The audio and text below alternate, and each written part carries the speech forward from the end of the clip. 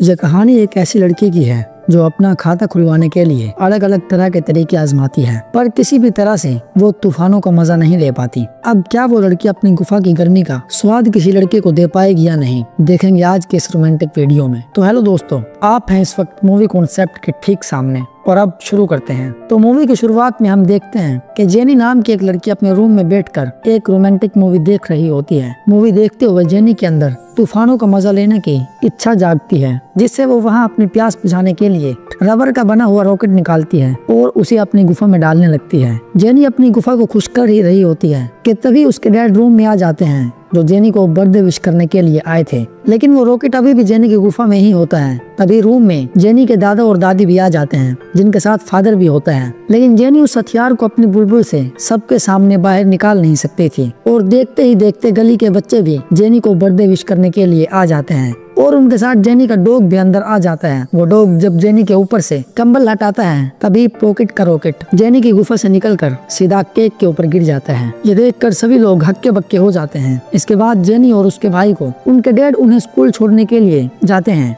रास्ते में जेनी का भाई उसे कहता है कि अब तुम बड़ी हो चुकी हो, इसीलिए तुम्हें बॉयफ्रेंड बना लेना चाहिए। लेकिन जेनी इन बातों पर ध्यान नहीं देती, वो तो बस अपनी पढ़ाई पर फोकस करती है और यही वजह होती है कि स्कूल में सभी लोग उसे चोमू समझते हैं। फिर जेनी के डैड उसे स्कूल में छोड़कर चले जाते हैं और स्कूल के अंदर हम जैक को देखते हैं। जैक पूरे स्कूल में फेमस होता है और स्कूल की सभी लड़कियां उस पर मरती हैं, लेकिन जैक किसी को भी भाव नहीं देता। दूसरी तरफ रिकी नाम का एक लड़का जो काफी टाइम से जेनी को पसंद करता है, वो जेनी के पास आता है क्योंकि आज उसका बर्थडे होता है। तो रिकी उसके लिए गिफ्ट लेकर आता है। लेकिन आज भी जब रिकी ने अपने दिल की बात कहनी चाहिए तो जेनी ने उसका प्रपोजल रिजेक्ट कर दिया और वहाँ से चली जाती है। और स्कूल में हम जेनी के भाई को देखते हैं। जेनी का भाई अपने दोस्तों के साथ स्कूल के पास खड़ा था। वो अपने दोस्तों के साथ बात कर रहा होता है और अपनी बेचैनी जाहिर करता है। वो कहता है कि अब मुझे भी किसी के साथ रिश्ता बनाना चाहिए। और तभी उसकी नजर सामने से आती हुई अमांडा पर पड़ती है। अमांडा स्कूल के सबसे ब्यूटीफुल लड़कियों में से एक होती है। जेनी का भाई सोचता है कि उसे अमांडा से बात करनी चाहिए और दोस्ती करने का मौका तलाश करना चाहिए। दूसरी तरफ जैक अपने दोस्तों के साथ खड़ा था और जैक को यहाँ अपने स्कूल में उसके जोक्स और कॉन्फिडेंस के लिए जाना जाता है। फिर नाया नाम की एक लड़की आती है जो जैक की स्टेप सिस्टर होती है। वो उससे बात करने आती है। नाया का बिहेवियर जैक को थोड़ा अजीब सा लगता है,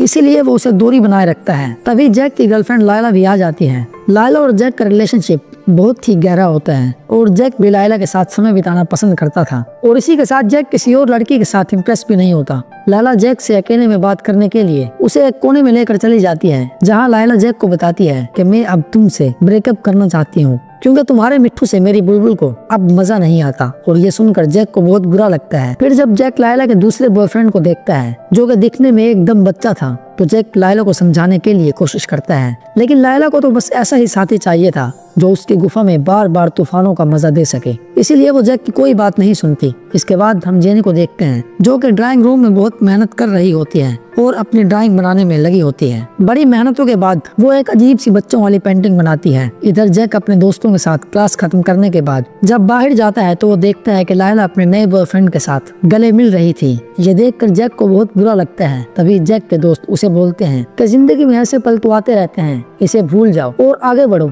लायला बहुत खूबसूरत है और इस बार भी स्कूल की प्रोम क्वीन वही बनेगी। तो जैक अपने दोस्तों से कहता है कि लायला इतनी भी खास नहीं है क्योंकि ये सब मेकअप का कमाल है। अगर उसके चेहरे से मेकअप हटा दो तो उसकी कद्दू जैसी शक्ल हो जाएगी। और रही बात प्रोम क्वीन की, तो वो तो मेकअप करके कोई भी लड़की बन सकती है। जिस पर उसका दोस्त जैक से शर्त लगाता है कि अगर तुमने स्कूल की सबसे चोमू लड़की को स्कूल की प्रोम क्वीन बना दिया तो तुम शर्त जीत जाओगे। जैक भी इस शर्त को मान लेता है। अब सभी मिलकर जैक के लिए स्कूल में सबसे लो लेवल की लड़की को ढूंढने लगते हैं। तभी उन्हें सामने से जेनी आती हुई दिखाई देती है। जैक का दोस्त जैक से कहता है कि जेनी को स्कूल की प्रोम क्वीन बना दो और तुम शर्त जीत जाओगे। अब जैक यहाँ पर जेनी को पटाना तो नहीं चाहता, लेकिन अब उसने अपने दोस्तों से शर्त लगाई है और इसीलिए वो मान जाता है। इसके बाद हम जेनी को क्लास में देखते हैं, जहाँ जेनी का प्रेमिक रिकी सभी क्लास वालों के सामने पोएम सुनाकर जेनी से अपने प्यार का इजहार करने लगता है। दूसरी तरफ हम स्कूल में जेनी के भाई नुल्लू को देखते हैं, जो अपने आवारा दोस्तों के साथ लड़कियों को ताड़ रहा होता है और अपने दोस्तों से डिस्कस करता है कि कैसे उसके छोटे चेतन को गुफा की सैर कराई जाए। तभी उन्हें एक आइडिया आता है और वो इसी की पाइपलाइन में छुप कर लड़कियों को देखने लगते हैं। अब इससे उनकी ठरक पूरी हो ही रही थी, तभी अचानक से इन तीनों के वजन से एसी की पाइपलाइन टूट जाती है और ये सभी लोग जेनी की क्लास में आ टपकते हैं और पूरे स्कूल में इन तीनों की हरकत के बारे में पता चल जाता है। तो लुलू और उसके दोस्तों को पनिशमेंट दी जाती है। इसके बाद जब स्कूल में लंच होता है तो जैक अपनी शर्त के मुताबिक जेनी के पास आता है और उसे अपने साथ डेट पर चलने की ऑफर करता है। लेकिन जेनी जैक से पूछती है कि साले ठरकी, तूने पिछले 6 सालों से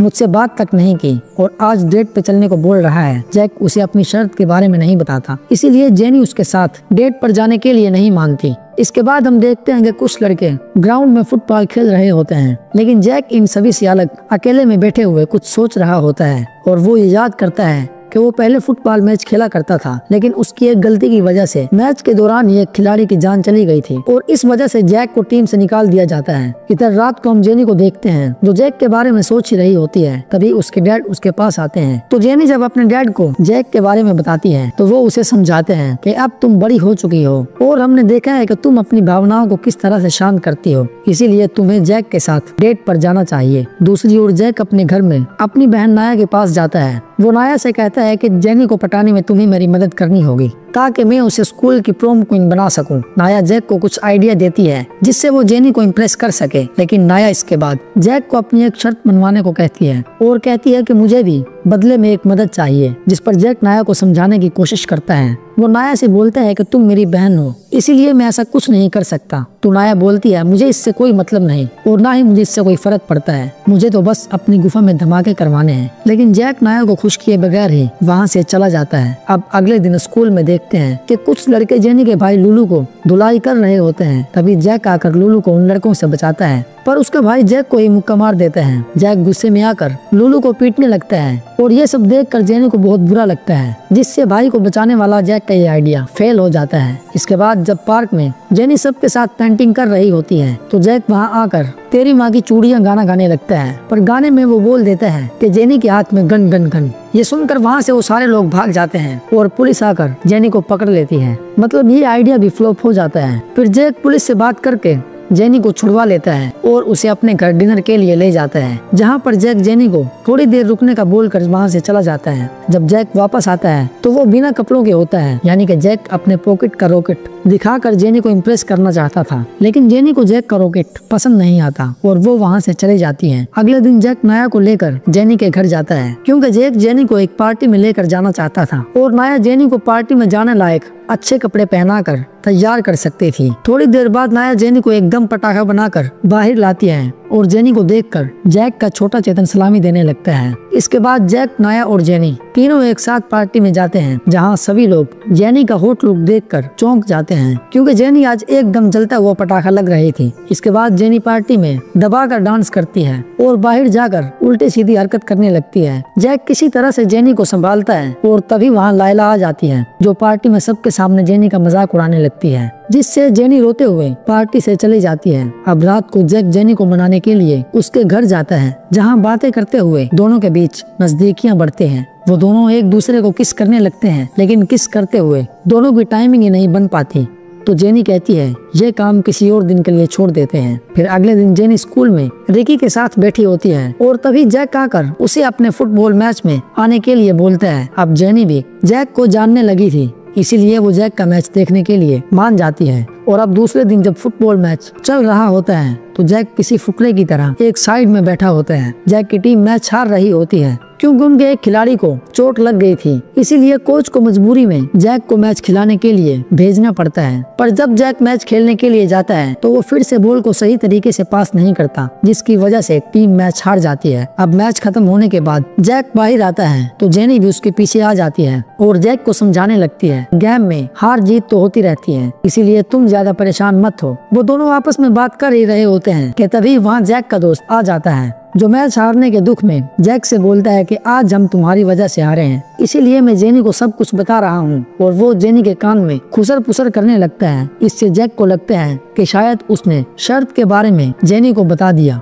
तो जैक खुद ही अपनी शर्त के बारे में जेनी को बताने लगता है, क्योंकि अब जैक जेनी को पसंद करने लगा था। और शर्त की बात सुनकर जेनी वहाँ से रोते हुए भाग जाती है। जैक का दोस्त उसे बताता है कि मैंने जेनी को कुछ भी नहीं बताया था और साले घोंचू तूने तो उसे सब कुछ सच सच बता दिया, लेकिन अब क्या ही कर सकते हैं। फिर कुछ दिन जैक और जेनी दोनों आपस में नहीं मिलते, लेकिन वो दोनों एक दूसरे को बहुत मिस कर रहे होते हैं। और अब प्रोम नाइट भी आ जाती है, जिसके लिए जैक ने शर्त लगाई होती है, जहाँ जैक का दोस्त जेनी को अपने साथ लेकर आता है और जैक अपनी बहन नाया के साथ पार्टी में आता है। वहाँ जेनी का भाई और दो उसके नल्ले दोस्त पार्टी में मौजूद होते हैं, जो कि बस किसी की लेने की सोच रहे थे। तभी जेनी का भाई हिम्मत करके अमांडा के पास जाकर उसे एक लेटर देते हैं। पहले तो अमांडा लेटर को पढ़कर उसके साथ धमाके करने से मना कर देती है, लेकिन फिर अचानक वो उसे अपनी गुफा में धमाके करवाने पर मानकर उसे अपने साथ ले जाती है। उधर जेनी जैक के फ्रेंड के साथ डांस करने लगती है। ये देखकर जैक भी नाया के साथ डांस करने लगता है। वो दोनों एक दूसरे को जलाने की कोशिश कर रहे थे। तभी जैक की स्टेप सिस्टर नाया अचानक से जैक को किस कर लेती है। ये देखकर जेनी का दिल टूट जाता है और वो वहाँ से चली जाती है। थोड़ी देर बाद स्कूल की प्रिंसिपल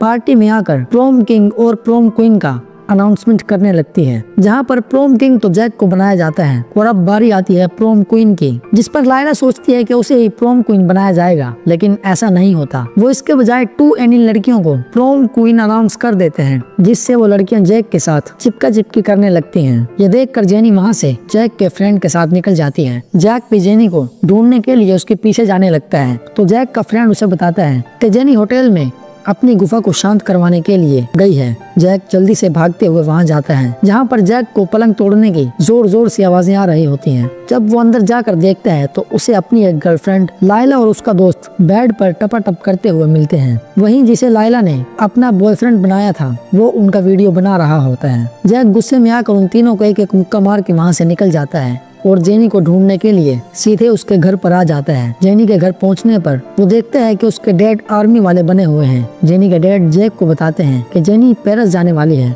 और इस वक्त वो एयरपोर्ट पर होगी, जिस पर जैक भागते हुए एयरपोर्ट पहुंचता है और जेनी को ढूंढकर एक फुटबॉल उसके सर पर मारता है, जिससे जेनी रुक जाती है। जैक जल्दी से भागकर जेनी के पास जाता है और उसे अपने दिल की बातें बता देता है। जैक की बातें सुनकर जेनी का दिल भी पिघल जाता है और वो पेरिस जाने का प्लान कैंसिल कर देती है। आखिर में दोनों सभी के सामने एक दूसरे को किस करते हैं और इसी के साथ इस मूवी का एंड हो जाता है। दोस्तों, आपको ये मूवी कैसी लगी कमेंट करके जरूर बताना, और अगर और भी ऐसी रोमांटिक वीडियोस देखनी है तो चैनल को सब्सक्राइब करके बेल आइकन को प्रेस कर दें। इसी के साथ goodbye, thanks for watching.